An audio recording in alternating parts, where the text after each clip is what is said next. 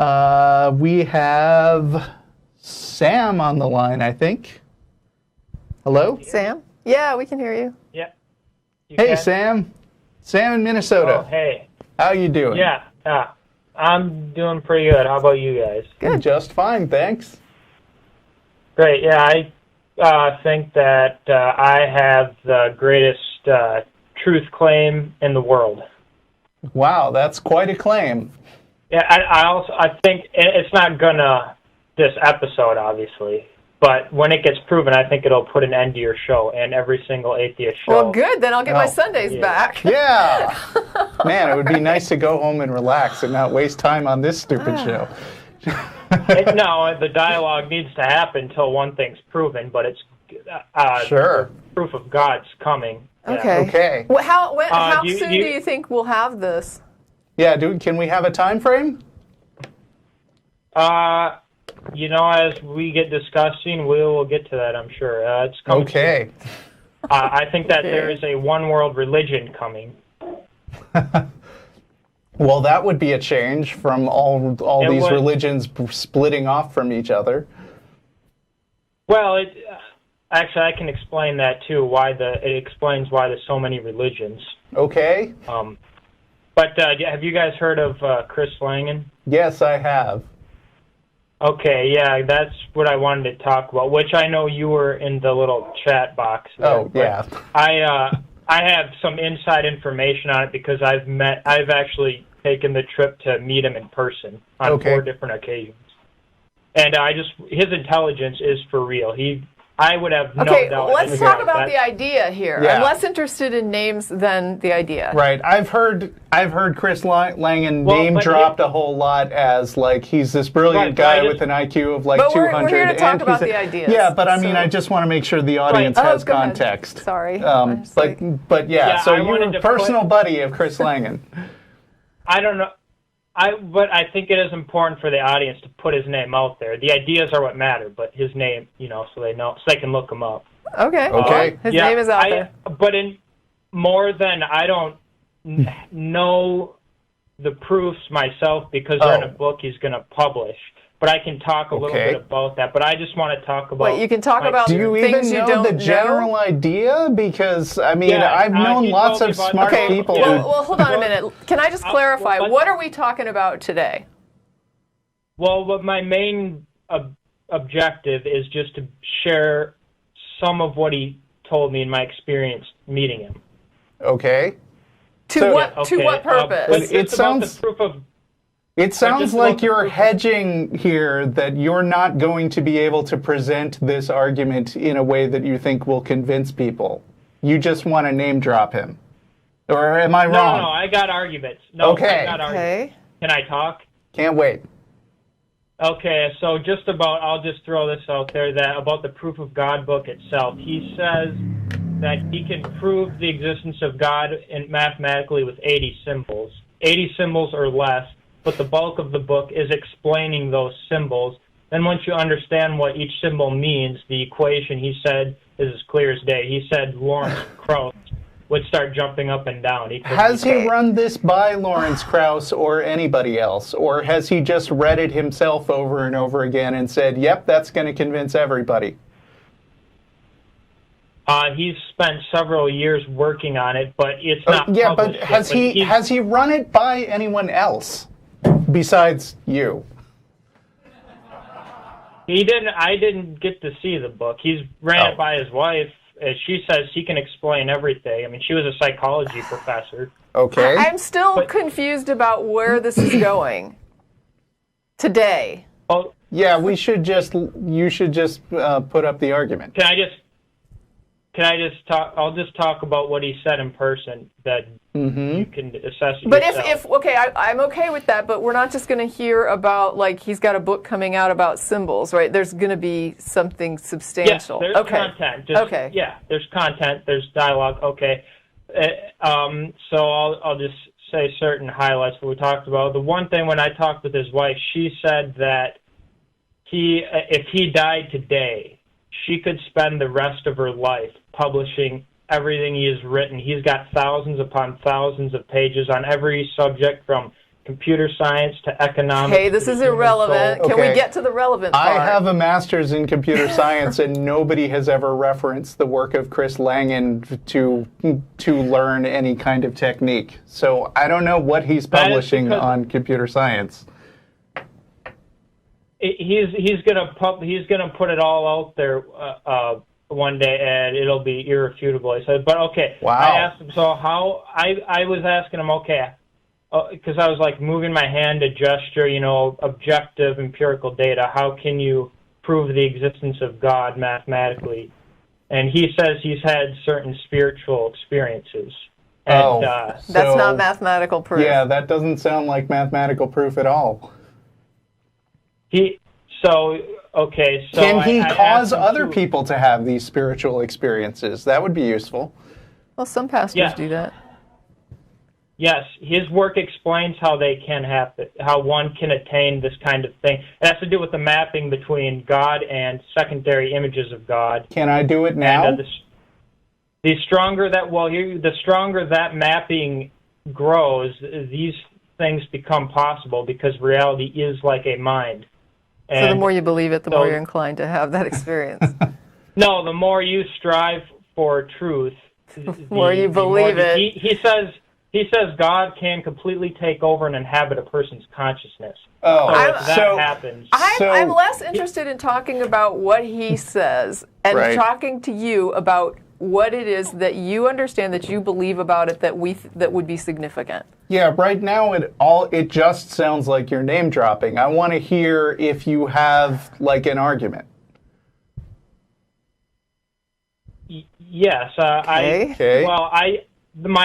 is my argument. What I want to do is just share some of the highlights of our conversation, and then if people find it interesting, they can look into it, because like I say, the proofs themselves haven't been published, but if they think what he has to say is insightful, they might want to look into it. I want to know what you have to say about it. Yeah, that's what we're looking for. I will. I'll tell you. So I'll just say when I first met him, he says... I don't care about Chris Langan anymore. Yeah, you just talk to us. Just start giving the argument.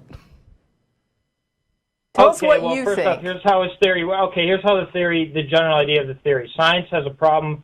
The problems in science are induction, so the way around that is logic, is what his theory What do you mean by problem? Well, the problem of induction is the idea that we can't know anything beyond what we observe for sure. Beyond the collected stuff that a lot of people observe and correlate with each other. I'm not sure that I can know what I observe for sure. That too. Well, that's the only way you can know reality, is by what you can perceive. But I've perceived things before that were wrong. I've gone to magic shows and seen a woman sawn in half, and I know I didn't see that. Sure, but I mean, that's what science is. That's not what you actually saw then. That's not what you actually saw. You didn't see a woman get cut in half if that's not what happened. Right, but you're talking, that's my perception, though. That's my observation. Yeah, but I mean, I think the point is valid that you have to perceive something in order to find it out. That doesn't prove that it actually happened. Maybe I misunderstood. The only way truth content is relevant is if it conforms to mental categories of your mind, because without that, you can't know anything if it doesn't conform to mental categories. Okay, sure, but you have to understand you it to agree be that able to know it. things can still be true without anybody knowing them, right? I mean, truth claims are about stuff that happens outside your mind. Yes, but what I'm saying is that you can use, because truth always conforms to logic, you can use logic to prove things you haven't seen yet.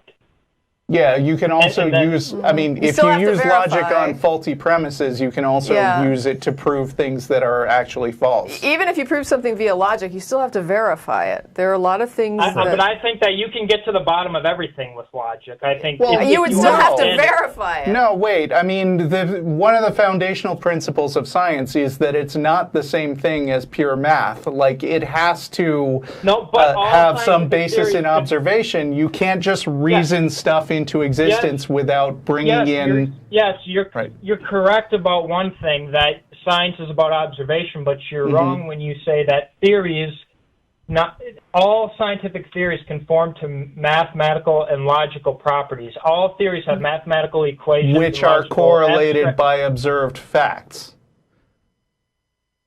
Yes, but the facts, but we don't understand the facts if we can't understand the abstract reasoning behind it. Like, for instance, Newton's law, F equals ma. F equals ma is an abstract concept, but we can understand it because of the math behind it. We know what's happening because we can make predictions from the logic, the math of the theory. The logic is the only thing that makes scientific theories relevant. Without F equals ma, yes, theories are relevant. So it is a combination of logic and observation that makes scientific facts. Right. Yes, but in that same way of certainty we have with F equals ma, with math, you can prove God with the same kind of certainty. Because truth has a property, in his theory, truth is something that it corresponds to real. If it's false, then it's unreal. It's not included in reality. It can't ever be observed. Anything that is in reality is truth, by nature of it being real. Okay. So that's what I'm saying. You can, if you get to the bottom of it, you can use logic to prove God with certainty. That same way. How? Go. And we're waiting. Okay. Here's how. So God, the logical properties that are ascribed to God, if they can be shown to be a part of the reality that we exist in, then you can prove God that way, because those properties are what describe God. Therefore, that you can observe God if you can observe these logical properties. You can prove that they're a part of reality. By... Give me an example. Yeah, I'm not with you right now. Okay, well, first off, let's just... I want to give a clear, definite definition, descriptive definition of God. Okay. I would love that. Actually, there are several kinds from his theory. I'll just name the four most prominent. So one of the definitions that makes it clear is that God is the ultimate reality. He's the ultimate reality. That means nothing to me. It means he's the highest. Wait. So if God wait a minute. If God is the ultimate reality, then it sounds like by definition he's real, because the word reality is used to describe him. Some sort of meaningful attribute that we can check for. I want to make my argument with that definition. If we define God as the ultimate reality, this is the same as saying that we can develop a theory. I don't see how you can make an argument out of that, because A, I don't really know what ultimate reality means, and B, I don't accept that I would call it a God if it was. But you need to let me explain it. You don't know, but that's what I'm trying to explain. So if for something to be the ultimate reality, it is the highest form of existence. In fact, it is the only form of existence. What would be a mid-range form of existence? There is no mid-range. There is no. Well, then how can there be a highest? So then you're just saying God is reality. I don't think you need the extra qualifiers. Okay, so then that would be pantheism. So if we accept your premise that God is real, then God is real. It's pantheism to say that God is everything. But I got more than one definition. The other definition is that God is the greatest source of power and knowledge that exists. But wait, how many gods are we talking about here? One God. But then how are we having different definitions of the one God? Because there's more than one way to describe God. I think God is the internet. But these are attributes then. These aren't definitions of God. These are attributes. But the first one isn't even really an attribute. Well, I mean, what you're saying, though, is God is reality, and if we can prove reality exists, therefore God. I mean, that's ridiculous. No, that's not my argument. But that's what you said earlier, was that if we can prove that these attributes exist in reality, then we'll know that God is true, and that means that God is real. And then you went on to use your first definition, was that God is reality. I mean, how can you lose? No, the argument is once you prove God, you can then show that he's the ultimate reality. Then you can show that. But you've already. Wait a minute. You said that he had these attributes. You defined God as ultimate reality. You can't prove something and then use it to prove its own definition. Tell me what I misunderstood, because I thought you said earlier that God has these kinds of attributes, and that if we can prove those attributes in reality, that's what his claim is. Yes. Okay. Yes, if we can, and then the first attribute you listed was reality. No. I said the first definition of God is that he's the ultimate reality. I did not. Well, what are these attributes then that we need to look for in reality? Okay, so that's I'm saying that's how you can prove God. That's what he's going to demonstrate. It's not my work. But so he hasn't demonstrated it to you. So what are we doing today? No, he will when he publishes all his Well, then work. why don't we wait till the book is published then talk about it? So actually, that goes back to my first question. Can we have a time frame? Because I want to know this be published? when we're going to shut down the show.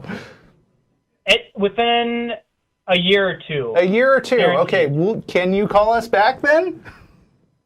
But I just want to explain some general premises of how you can get to the bottom of things with logic and then prove God with logic. That's what I want to explain. But how many of these definitions do we have?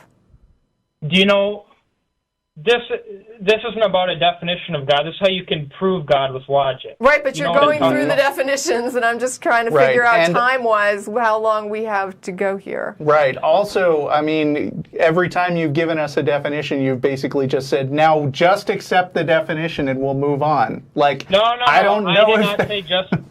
I want to prove... I just want to talk about logic right now, not definitions of God, just All logic. right, but... Can I just make it clear here? I reject your definition of God being ultimate reality. Okay, why is that? I don't think it makes any sense. I don't think it's coherent.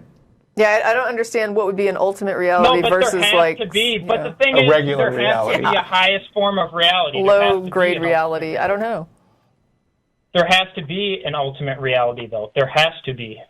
What is ultimate about it? Okay, I would define ultimate reality as the set of all things which are true. I wouldn't define that as God. Okay. I wouldn't call that what would a be God. The difference between that and reality? If you want to throw in ultimate, it's like Ultimate Spider-Man is drawn in a different art style than regular Spider-Man. Can you guys let me explain myself? Can I explain myself? I don't know if you can or not, but you're welcome to try. The medium, the medium of which holds the entire universe, the medium which would hold all universes, that would be God. I don't even know what that would. I mean, I don't know. You did the physics work. You do it. How far back can you go? Undergraduate. If you take away dark matter, if you take away everything that's observable or immaterial, how far back could you go? The final. That what would end the regress is God. That's what ultimate reality means. There's no existence outside of it. Wait, so you take reality and you remove everything real, basically? Yeah, you would get back to God once you've removed everything. Sounds to me like God is nothing. That's exactly what you just said. Which is nothing. weird. I said that makes sense. If the only thing there can be is God, even nothing, like what would there be outside of the universe? It wouldn't be nothing, it would be God instead of nothing. Because you defined it that way. You said if you take everything away. Yeah, just say, that there's a God. What would be there if you take away all the universes? What would be there? The argument is it would be God. Because what makes you think that you could take everything away? Well, what makes you think that's even possible? Well, there has to be a basis of like the most base form of Why reality does there have to be that? Because there's a consistent medium that we can observe, like in the night sky, the entire universe. There's a basis medium. I have a question. Do you or Chris Langan think that God is sentient? I mean, does it have intelligence? I don't see why. The idea is, here's why. Because for intelligence to be able to be evolved into human beings, the medium of which the universe consists that humans evolve through has to contain intelligence. Otherwise, we couldn't evolve it. It can't just come from nothing. No, it comes from intelligence is patterns in matter. You take away matter and you don't have anything else intelligent. I was actually going to ask you, I've never seen anything that I would call intelligence that wasn't connected to material reality. Never. Have you ever seen an example of that? All of reality isn't material. It's immaterial. What is space? What is gravity? What is dark matter? It's not in a material universe. It's an immaterial universe. What is the quantum wave? It's an immaterial thing. It's an abstract. So now you're saying material doesn't exist? They do, but it's ultimate. There's also immaterial aspects, and intelligence is one of them. What do you... See, and I don't know enough about patterns science to exist. know if material and immaterial or physics terms or what. Are we talking about patterns in material? Okay, but if you're just talking about intelligence, for it to be able to evolve in creatures like us, it already has to exist in the universe. No, why do you say not that? true. Then where did it come from? Then how did it come into being? We created intelligence? That's like saying that in order for food to exist, in material, food has to already exist without material. Like, it doesn't mean anything. No, it would say that material already has to exist. I don't know why you're separating intelligence from everything else that But you took away the exists. material. You said that God is the stuff when you take away all the material. I'm saying it's an intelligent universe. So everything in I it reject is that. Yeah, I Convince would me. have to too. Like, you think that rocks are intelligent? That's the lowest form. Those are objects that aren't conscious, but consciousness. They're not conscious, but they're intelligent? They come out of an intelligent universe. But they're not intelligent. So it's also a non-intelligent universe. But the great physicist, I don't care about names. General Wheeler. Just tell me what you think. We may someday have to discover that, redefine what a who is. There might be more to consciousness than we understand. Yeah, there might be, now. but right now we can't talk about what we don't know. So we can. That's what science is. You can't talk about what you don't. Yeah, well, you cannot talk about what you don't know. You can. That's exactly what science explores, what it doesn't know. It explores the unknown and it discovers, right, and makes known. But you can't talk about what you don't know. Right, but you can't make definitive claims about stuff you don't know. You can with logic, though. You can, because logic's absolute. You can't know anything. Everything conforms to the rules of logic. That's how you can prove anything. Logic without observation still has to be isn't verified. science. Yeah, even if it's logical, it still has to be verified. Right. I mean, there is such a thing as pure math, but the thing about pure math is that it's mainly concerned with tautologies. Like, the reason that you can prove things with pure logic is because you are proving things that are the same as themselves. It doesn't have a referent in the tangible world. But the thing is, the way you find out if there's an error in your reasoning is by testing. Because you may have an error in there, and the only way to know that is to verify. But that data that you look at to see if it constitutes an error is going to be mathematical. It's going to be it's also going to be based on observation. Not if you're making claims about reality. Then you should be able to test it in reality. Right. Like, I mean, if you lived before airplanes, you can theorize about stuff like, Bernoulli principle and wind resistance, right. But you're still talking about and how to get something up in the air. But all that theorizing doesn't come to anything if you are not able to get something off the ground. Like, there has to be proof of concept at some point. Exactly. Right, but the only way we were able to invent airplanes is with logic. And testing.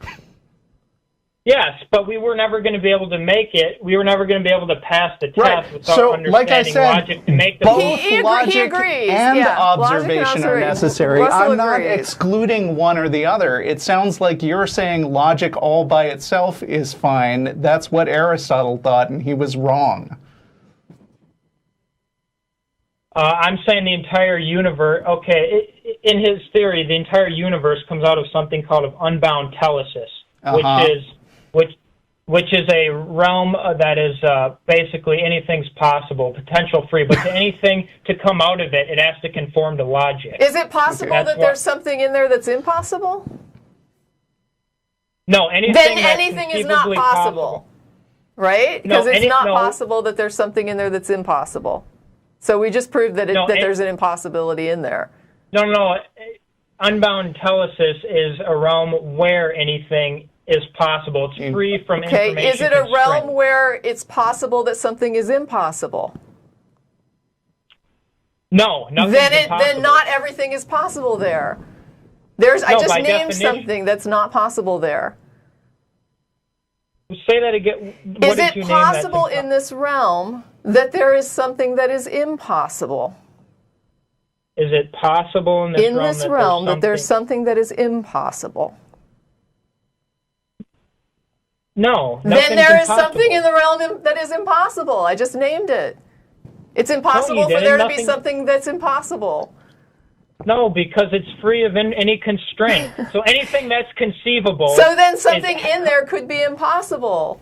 If it's free of any constraint, then it must be possible that something is impossible, or else there's something that's impossible for that realm. Okay, fine. Then we can consider that to be possible. But whatever comes out of it conforms to the rules of logic. It's freedom balanced by constraint. Okay. Basically, how do you know this realm exists? Basically, unbound telesis is the stuff that God is made of. How do you know it exists? I mean, okay, let's say I grant that that's the stuff that God is made of. Is there any of that stuff in the universe? Yeah, everything's made of telesis. How do you know? And how come nobody outside of Chris Langan seems to have caught on to this fact? Like, how come we're waiting for Chris Langan to publish this thing? Why is it that in a couple thousand years of discovery, people haven't noticed that this telesis stuff is everywhere? Well, it sounds to me like this will be resolved in 2 years. So sure. I think we should call us just, back in 2 years and publish and I'll just say one more thing. Right? One more thing. Because you say, like, how is it possible that no one's discovered it yet? He said he's seen just about everything that a man can see. Wow. That's what he claimed. I'm just saying, you look for that, because it's coming. Maybe Chris Langan is God. He must have, because I'll say, as far as I know, he hasn't seen me. Apparently. So. Well, our mind definitely has power because we all have power, individual aspects of God in our mind. That's the claim. Okay. Well, I look forward. Call me back when Chris Langan's book is published. I will. All right. Good luck.